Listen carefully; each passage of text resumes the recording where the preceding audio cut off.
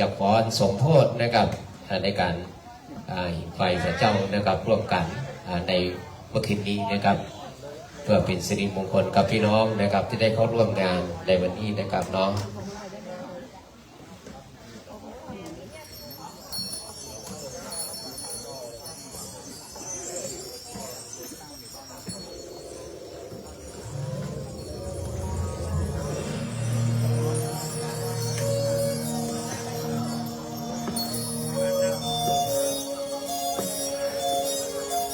ก็เป็น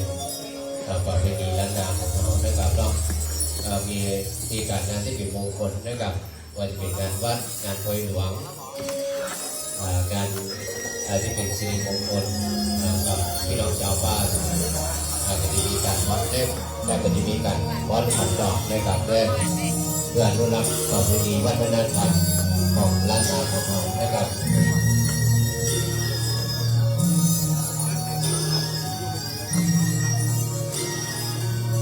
เป็นว่าจะมีก้อนขันดอกนะครับ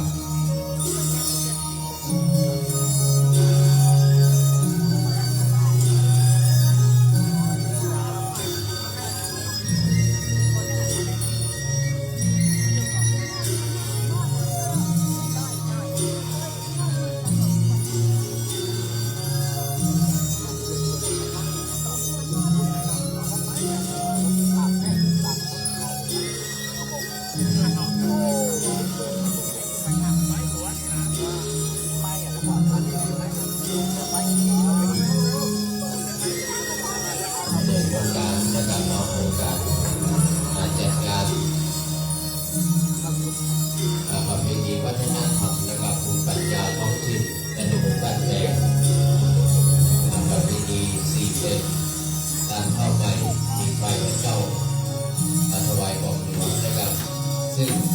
ตรงกับวันที่2ปีใหม่ในการเนาะที่2ที่3ที่จะทำกันในการแค่เดือนมกราคมนะครับปี2569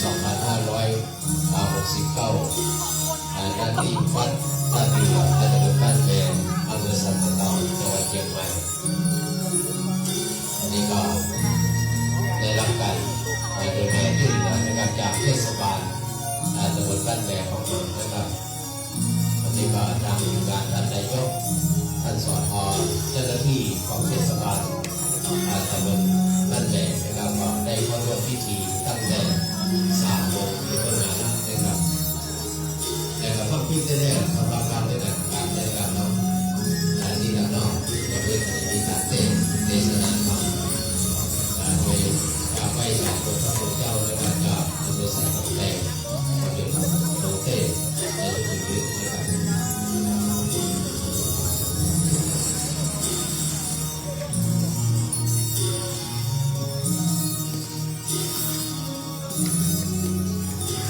พระเจ้าจ้องพรในการของรัตเดียวนี่ก็เป็นเจ้าตำรับอยู่แล้วในการเนาะเพราะว่าทางเป็นเจ้าวัดหนองในการทำประมูลกับพระสอนนะครับ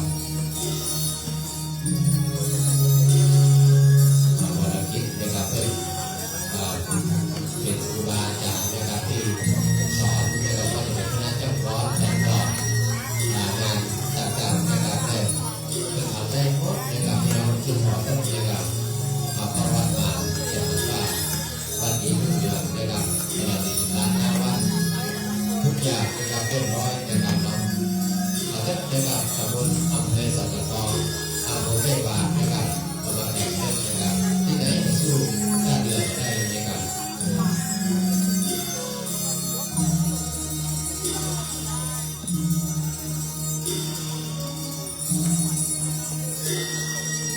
เพื่องานโดยรวมนะครับมีคณะกรรมการผู้เป็นร้อยคณะนะครับที่เราขึ้นบอกนะครับเนาะอันนี้นะครับ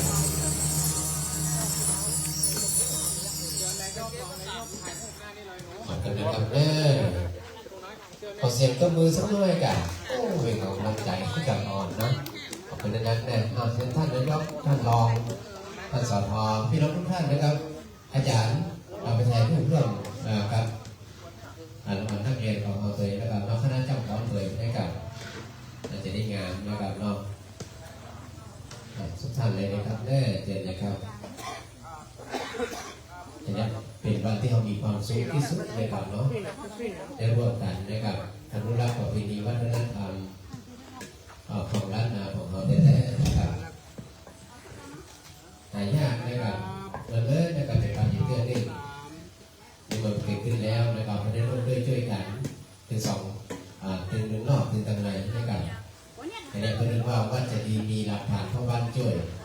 บ้านจะสวยเพราะมีวัดดันนิสัยบ้านกับวัดผ่านกันช่วยก็โวยชัยถ้าขัดกันก็บรรลัยทั้งสองทางนะครับ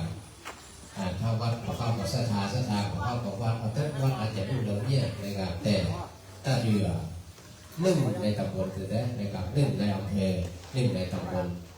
ได้รับการดูแลช่วยเหลือกันที่นอกที่ในนะครับไม่ว่าจะเป็นนะครับนอกทีมงานของเทศบาล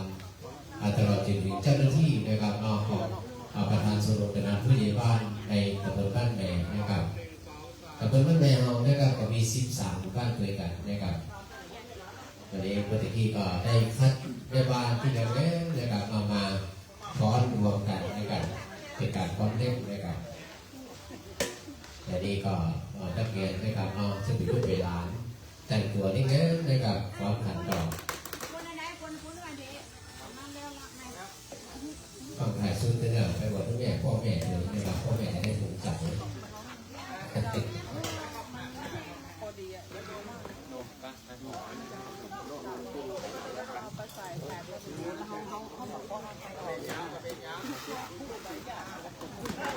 การตะบนแม่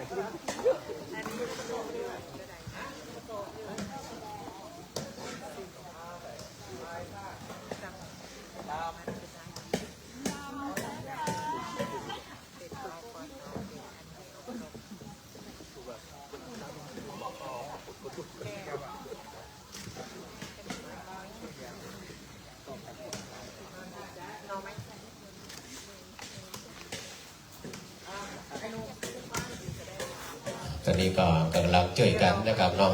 คนข้าววัตถุประหยัดไม่เคยได้แจกเมื่อตอนพระเจ้าน้องได้แจกให้กับพี่น้องที่ได้เข้ามาร่วมพิธีนะครับน้องเป็นข้าววัตถุประหยัดนะครับ